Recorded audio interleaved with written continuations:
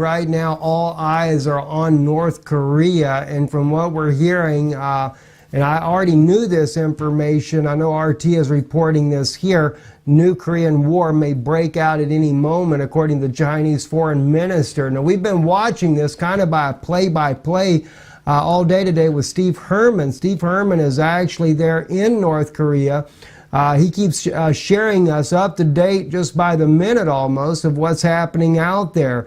The VOA News report, DPRK forces vow toughest action against U.S. military. That's what he's putting that particular article out right there just to kind of let you know what's going on. Pyongyang vows toughest actions as U.S. Naval Strike Group heads to Korean waters there.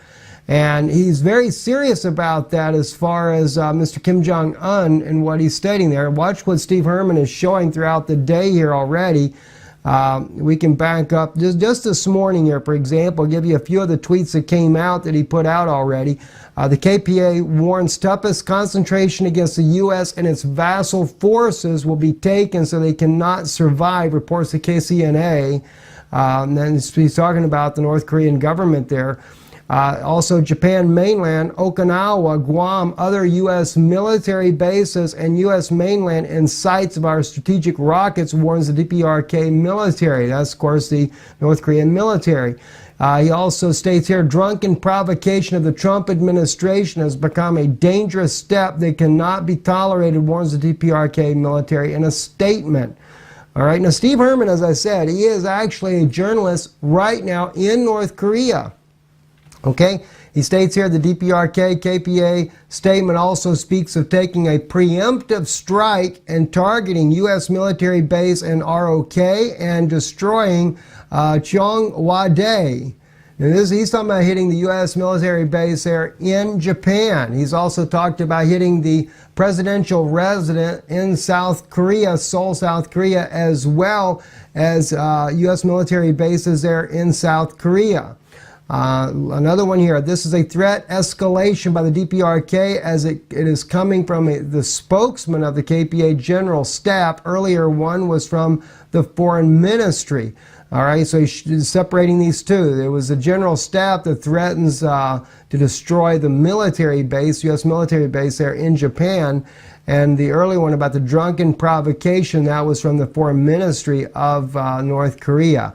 Then we get down to 2 hours ago. He says foreign media in Pyongyang told to assemble at 5:30 a.m. Saturday to be taking somewhere, likely a military parade on the Day of the Sun.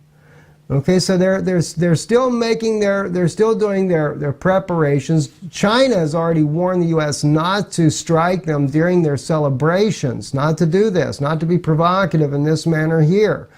Then he put out this one here 54 minutes ago. The U.S. Air Force F-35A Lightning II fighter aircraft to deploy to Europe for training. The U.S. Air Force will deploy a small number of F-35A Lightning II aircraft this weekend, along planned with a training deployment to Europe. Now that may not seem like no big deal, but that's actually a big deal as well. You're going to find that out as we kind of go into this broadcast here, the very serious things that are breaking. Also, as I mentioned to you earlier, China already moving the S-300 system there to the border of North Korea there.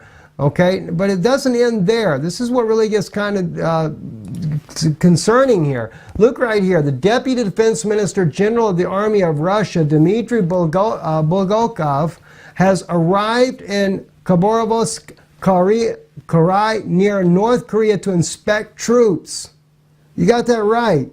Russia has got troops that have been moving closer to North Korea as well. Why is Russia and why is China beginning to, we know, I've already given some different theories on China joining up on the border there. One of those, of course, being they could be joining in with the United States. That's what Rex Tillerson seems to allude to. But at the same time, it may not be.